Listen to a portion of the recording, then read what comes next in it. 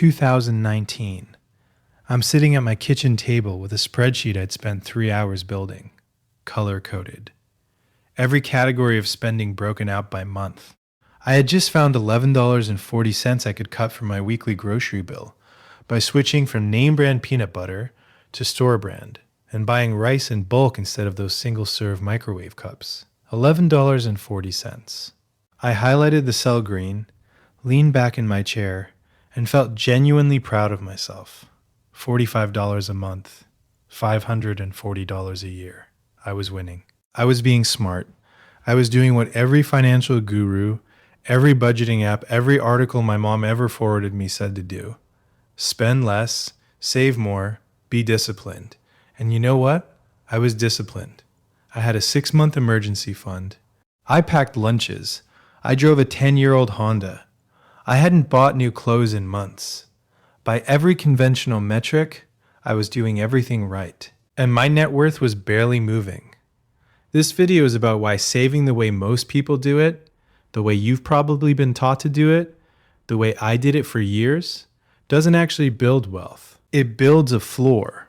And then it traps you on that floor while you convince yourself you're climbing. Now here's what most people believe.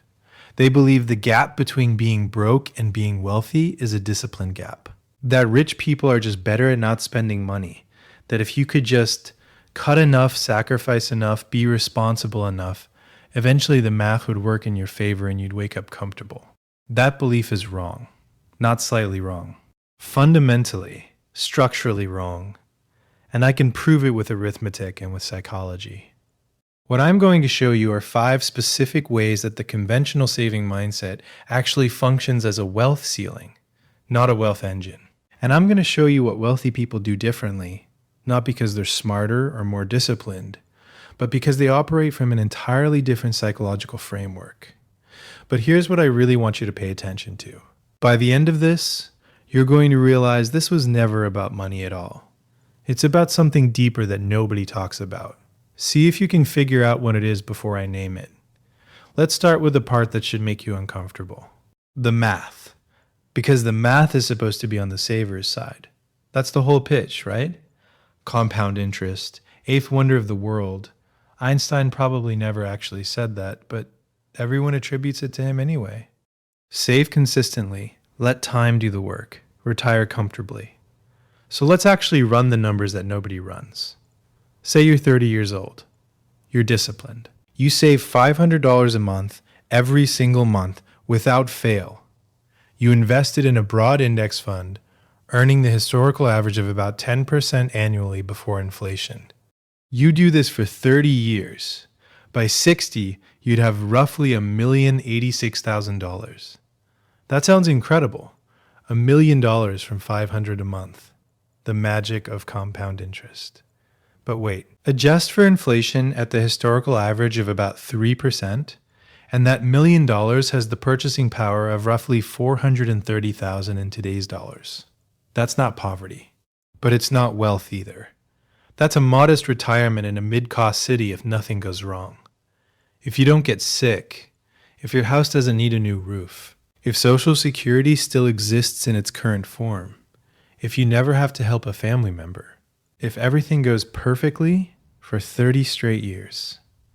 Now compare that to someone who, instead of obsessing over cutting $500 a month from their expenses, spent that same energy figuring out how to earn $30,000 more per year. Maybe they learned a high-value skill.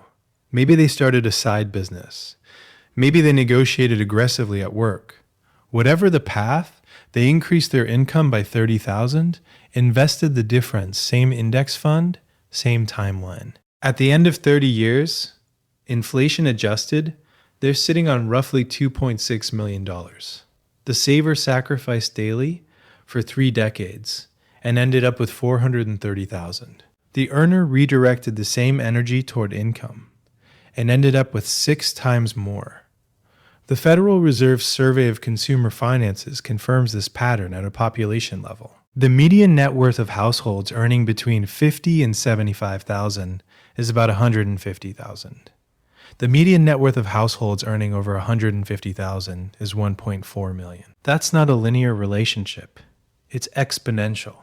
And the difference isn't explained by saving rates. High earners don't save a dramatically higher percentage of their income. They save roughly the same percentage, but the same percentage of a larger number produces a wildly different outcome. So the first uncomfortable truth is this: saving has a ceiling. You can only cut so much. You can only sacrifice so much. You can only eat so much rice and bulk peanut butter before you hit a wall where there's nothing left to cut. But earning has no ceiling, and the people who build real wealth figured that out early. But that alone doesn't explain why the saving mindset is actually dangerous. If it just had a ceiling, that would be fine. Save what you can. Focus on earning more. No big deal. The problem is much worse than a ceiling. The saving mindset, when it becomes your primary financial strategy, actually makes you worse at building wealth. And this is where the research gets genuinely disturbing. In 2013, a behavioral economist named Senthil Mullainathan at Harvard and a psychologist named Eldar Shafir at Princeton published a book called Scarcity. They had spent years studying what happens to the human mind when it fixates on not having enough. And what they found should change how you think about money forever. They ran a series of experiments. In one, they gave participants a set of cognitive tests, basically puzzles that measured fluid intelligence and executive function, your ability to think clearly, make good decisions, and see the big picture. Before taking the test, some participants were asked to think about a minor financial concern, a $300 car repair. Others were asked to think about a major one, a $3,000 car repair. For wealthy participants, the size of the expense made no difference. Their test scores were identical either way. But for participants who were financially stressed, just thinking about the larger expense caused their cognitive test scores to drop by the equivalent of 13 IQ points. 13 points. That's the difference between normal cognitive function and what you'd see after pulling an all-nighter. And here's the critical part. They didn't actually have to pay the expense. They just had to think about it. The mere act of worrying about money consumed so much cognitive bandwidth that their brains have less capacity for everything else. Mullainathan called this tunneling. When you're focused on scarcity, you tunnel into the immediate problem. You can see the thing right in front of you with extraordinary clarity.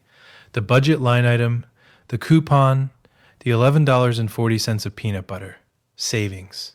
But you lose peripheral vision entirely. You stop seeing the opportunities sitting just outside your tunnel. The course that could teach you a new skill, the investment that feels risky but has asymmetric upside, the negotiation you could have with your boss, the business you could start on weekends. You literally cannot see those things, not because they're hidden, but because your brain has allocated all available processing power to the scarcity problem. Think about that for a second. The person spending 3 hours building a color-coded spreadsheet to save $45 a month isn't being disciplined. They're tunneling. They're using their most valuable cognitive resource, their ability to think strategically, on the lowest value financial activity available to them. That was me at my kitchen table. I was so proud of finding that $11.40. I could see it so clearly.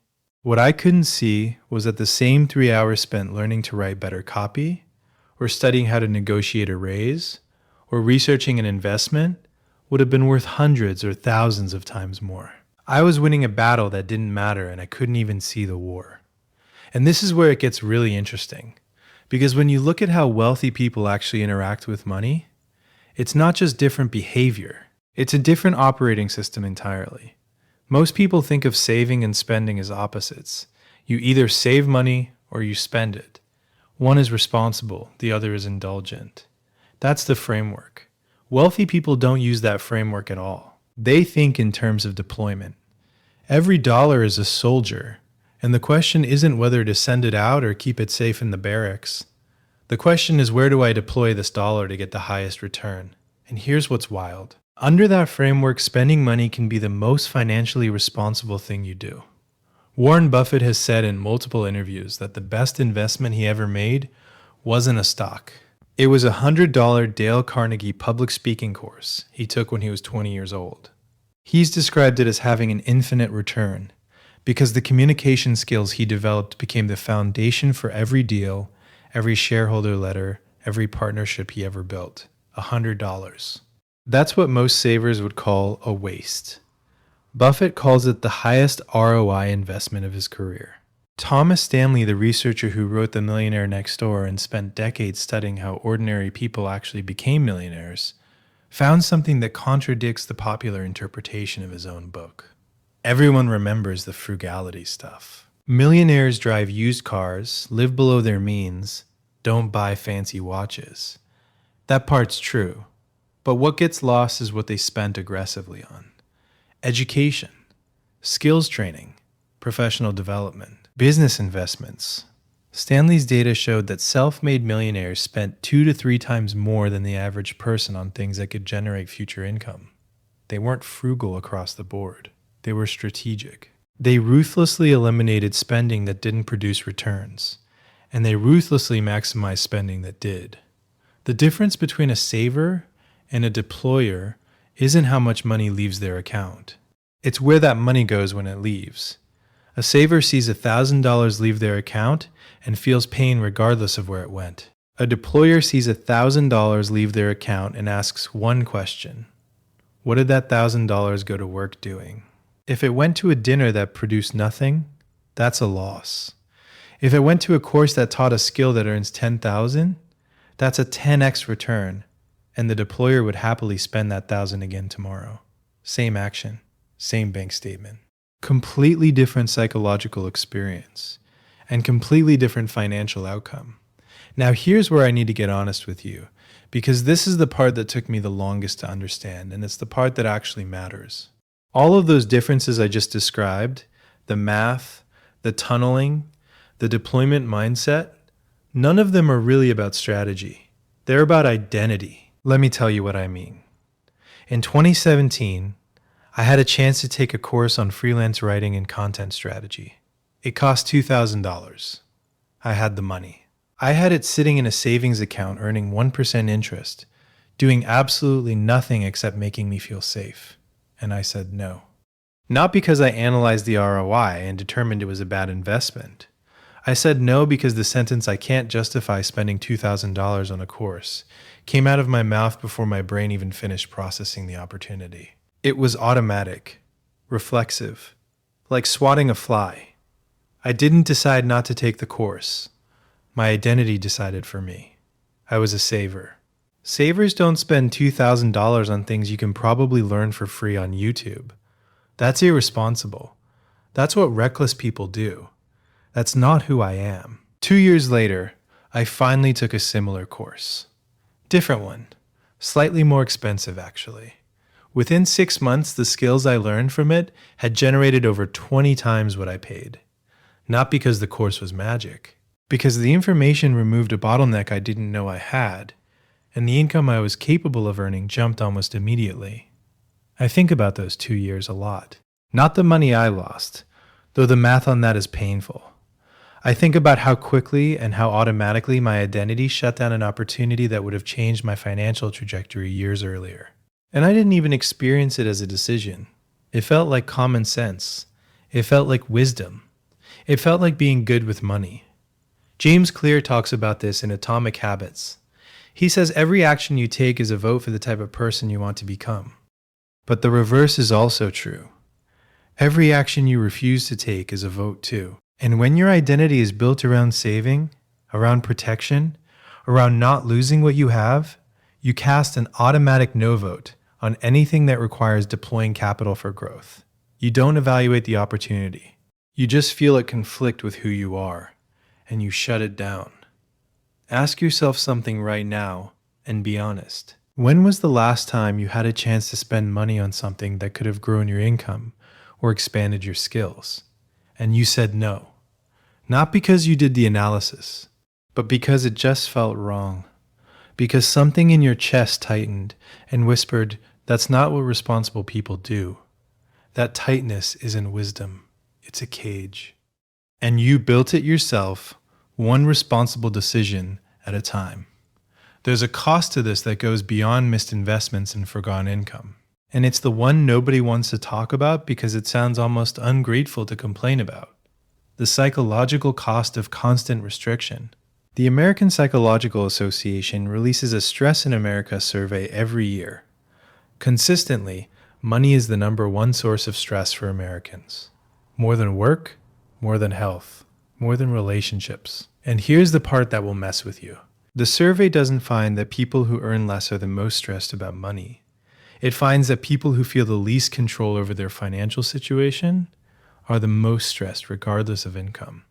Feeling in control is the variable, not the balance in your account. And extreme frugality, the kind where you're tracking every dollar, feeling guilty about a $12 lunch driving across town to save 9 cents a gallon on gas, that behavior doesn't create a feeling of control. It creates a feeling of siege. You're not managing your money. You're defending it from yourself, from the world, from every purchase that might breach the perimeter. That's not financial wellness. That's financial hypervigilance, and it's exhausting. I've talked to people who earn 6 figures and feel broke because they've built such an elaborate system of restriction around their spending that they experience constant low-grade anxiety about money. They have the emergency fund, they have the retirement contributions, they have the budget, and they're miserable not because they can't buy things, because they can't stop monitoring. Every purchase runs through an internal tribunal. Do I need this? Is there a cheaper option? Could this money be saved instead? What if something goes wrong next month? That's not a financial strategy. That's an anxiety disorder wearing a spreadsheet costume. And here's the brutal irony.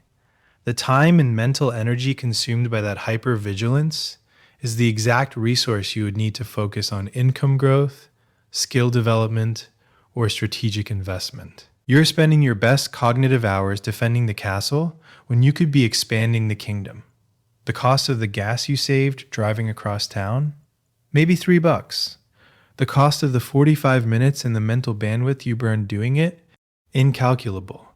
Because you'll never know what you would have thought of, built, or pursued with that bandwidth if it hadn't been consumed by the drive. So, what do you actually do with all of this?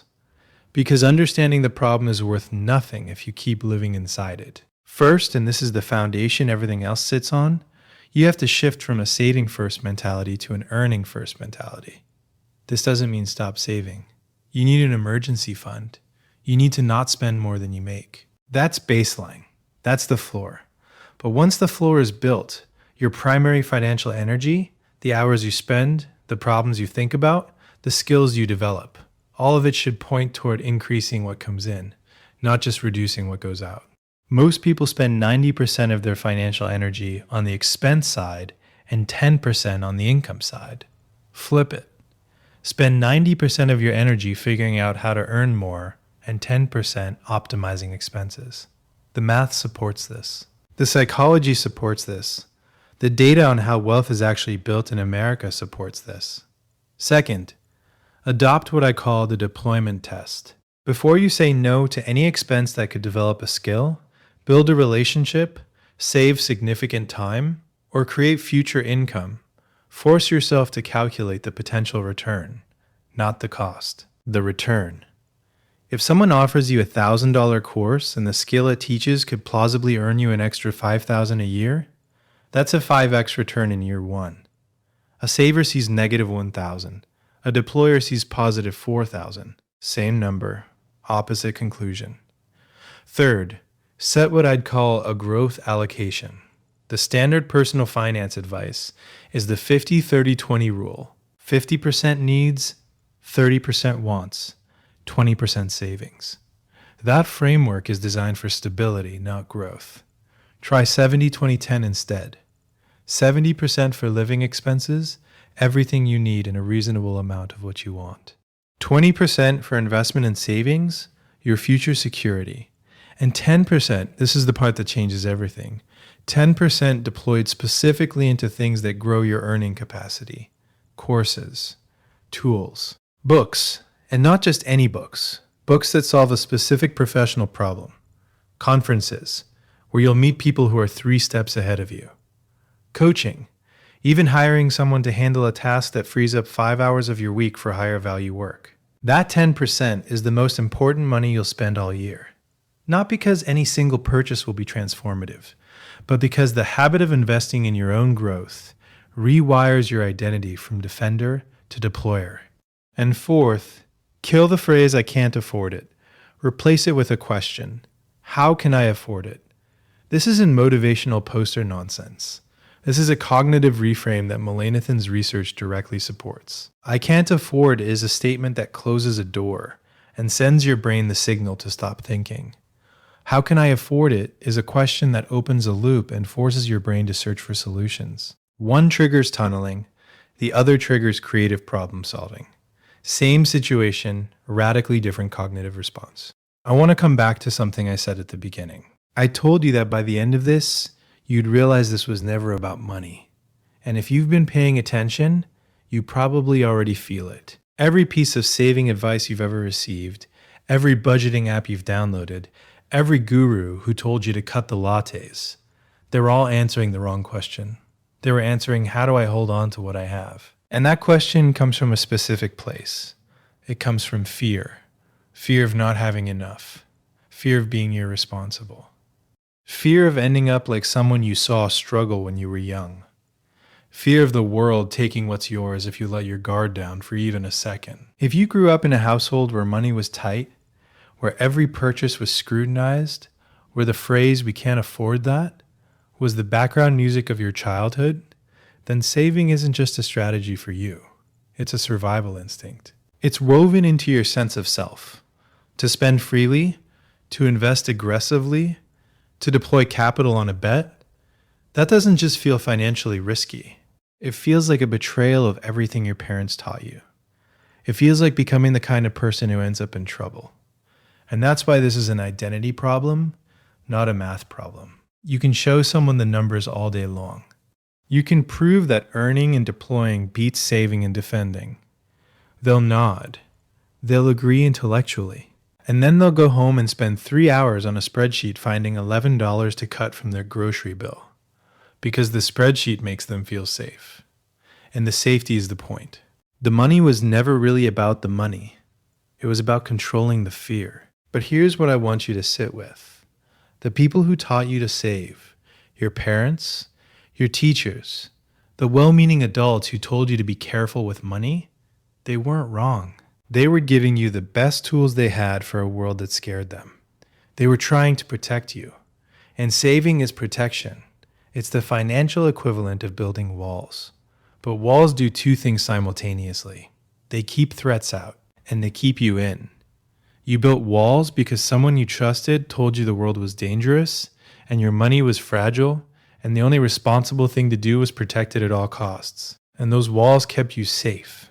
They did their job. But at some point, if you want to actually build something, you have to stop adding bricks and start opening doors. Not recklessly, not without a foundation, but intentionally, strategically, with the understanding that growth requires exposure. That every dollar you deploy is a dollar that might not come back.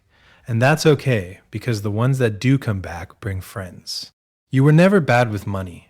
You were too good at protecting it.